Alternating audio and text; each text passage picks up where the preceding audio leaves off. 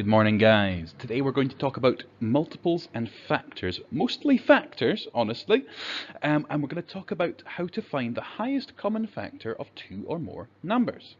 Now, that's sometimes called the greatest common factor. Today we're going to mostly be just referring to it as the highest common factor because that is how it's referred to in our books. But GCF stands for greatest common factor, which is exactly the same thing. So multiples, that was just going down the times table. So 3, 6, 9, 12 for multiples of 3. Really good work on your composite numbers last week, guys. The only thing, when we've multiplied out the factor tree and we've written it in this form, so 2 times 2 times 2 times 2 times 2, just remember, we do need to then bring this over into 2 to the power of 5. So we count all the prime factors that are the same, and we just put that up as an exponent up at the top there. Okay, so we go 1, 2, 3, 4, 5 2's, so 2 to the power of 5, or 2 multiplied by itself 5 times. So same if we've got like this, we would have 2 2's as our prime factors, a 3 and a 7. So we just count up the 2's, 1, 2 2's, 2 to the power of 2 times 3 times 7. Okay? And just the same here, we've got 3 this time, so it would be 2 to the power of 3 times 3 times 5. So today, what we're mostly talking about is highest common factor. So the word common here, common means things that are the same, or things that something that two things have that's the same. So if we would use it in everyday life, we'd be like, oh, I like anime and you like anime. We have a common interest, or something we have in common is that we like anime. Or we could say there's, if we were talking about two characters, they might have a hair color that's the same. That's something they have in common. So something that both of them have. So this method is just the easiest way to do it. So we're just looking at number 12 and number 8. Okay? What is the highest factor that both of these numbers have in common? So I've listed the factors of 12 and the factors of 8. That's the first way we can do it. So let's check which factors appear in both lists, which they have in common. So the first one, 1, well, that's in both lists.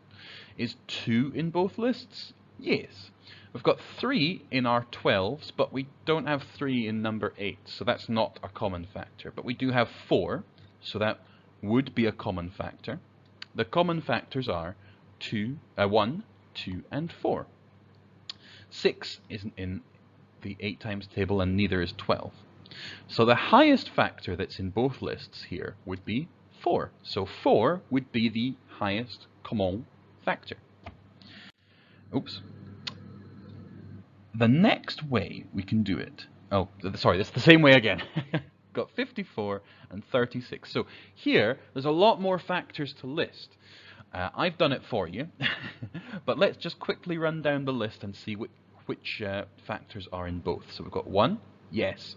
2, yes. 3, yes. 4, no. 6, yes. 9, yes. 12, no. 12 isn't in this times table, no. But 18 is.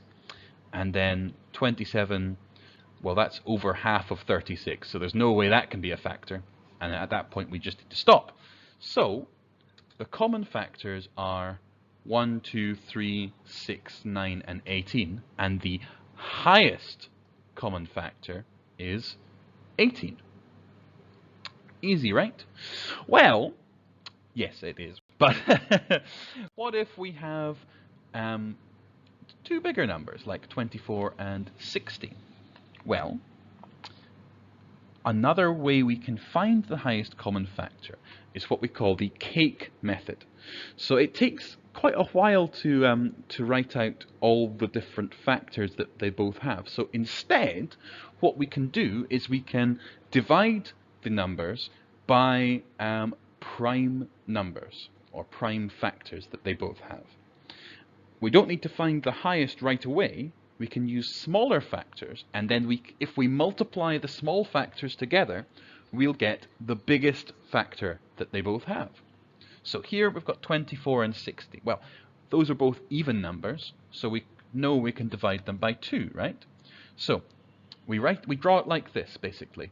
We draw a line like here, we put the two factors we're talking about, so 24 and 60. These are the numbers that we're trying to find the highest common factor for. And then we write the first factor over here, so 2. So we do 24 divided by 2, that's 12. 60 divided by 2, well, that's going to be 30. So we've got 12 and 30. Can we divide these by the same number again? Well, we can divide them by 3, right? So I'm going to divide them by 3. We've got 12 divided by 3, that's going to be 4. 30 divided by 3 is 10. Cool, now we've got 4 and 10. Can we divide these by a prime number? Well, yeah, we can divide them by 2. So we can put 2 over here. That gives us 2 and 5. Now, 2 and 5, they're both prime numbers, so we cannot divide this any further. Okay? Well, how do we find the highest number that these two numbers both divide by? What we do is we look at the numbers that we've already divided them by. So just the numbers over on this side. Oh, I should use a different color for this. Let's use purple. I like purple. So we've got these numbers that we've divided all of these by. And what we do is we just multiply those numbers together. So 2 times 2 times 3. 2 times 2 is 4. 4 times 3 is 12. So the highest common factor is 12. Now let's just double check our working there. 24 divided by 12 is, oh, that's 2. 60 divided by 12, that's, oh, Teacher Dave, come on, 5. There we are, 5. So 12 is a factor of both numbers, and it's the highest factor that they have in common. Purple's not very good for highlighting, is it? Oh well. Okay, let's try it again. This time we've got 78 and 96. Okay. Again, these are even numbers, so we know we can divide them by 2. So we divide them by 2, and that gives us 39, and that gives us 48. Now, I want to show you a trick that I only just learned today in numbers. To check if you can divide them by 3, you can add the two digits together.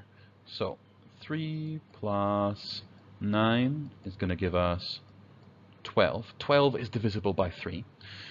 48, well, 4 plus 8, oh, that's 12 as well. So this is just a way of checking if you can divide these by 3. So these can both be divided by 3, so we know we can divide these numbers by 3. So I'm going to put my 3 in first. Okay, 39 divided by 3, well, that would be 13. 48 divided by 3, well, 30 would be 10, 18 is 6, so that would be 16. Cool. Can we divide 13 by another number? Well, no, it's a prime number. 16 is not a prime number, but if we can't divide 13 by a number, then we can't divide 16 either. Which leaves us these two prime numbers that we've divided our original numbers by. So we get our highest common factor by multiplying those two numbers together. So it would be 2 multiplied by 3. So the highest common factor is 6. Let's try another one. We can actually do this with 3 or more numbers. That starts to get a bit harder if we are writing out the factors by hand, because there's so many factors to think about. But with the cake method, it's still really easy. So what number can we divide all three of these numbers by?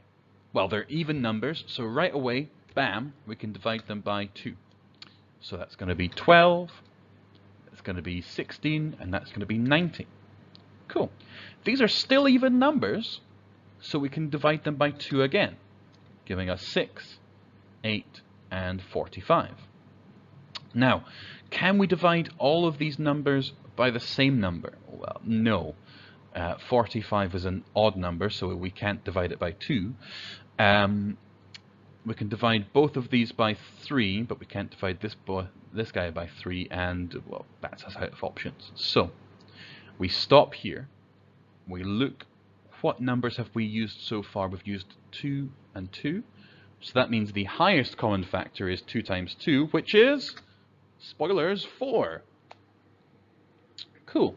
So the highest common factor of these three numbers, so the highest factor that's in the 24, 32, and 180 is 4. So let's say you needed to, if there were some fractions, maybe you had some 24ths, some 32nds, and some 108s, you could simplify them by dividing by 4. Cool. Let's try one more. Here we've got 9, 15, and 47. Okay. What number can we divide all of these by? Well, we can use 3 for 9. We can use 3 for 15. Can we use 3 for 47? No. No. 47 is actually a prime number. So we've already got a prime number. Well, what's the highest common factor? 1. We can divide all these numbers by 1. So for some numbers, or some combinations of numbers, there won't be a factor that they have in common. In those cases, the highest common factor we would just write as 1, which is another way of saying they don't have any common numbers. You can't divide these numbers by the same number. Cool. So I'll let you get to your books to practice this, and I'm going to do a second video of doing some more practical examples on paper, okay? Alright guys, thanks very much.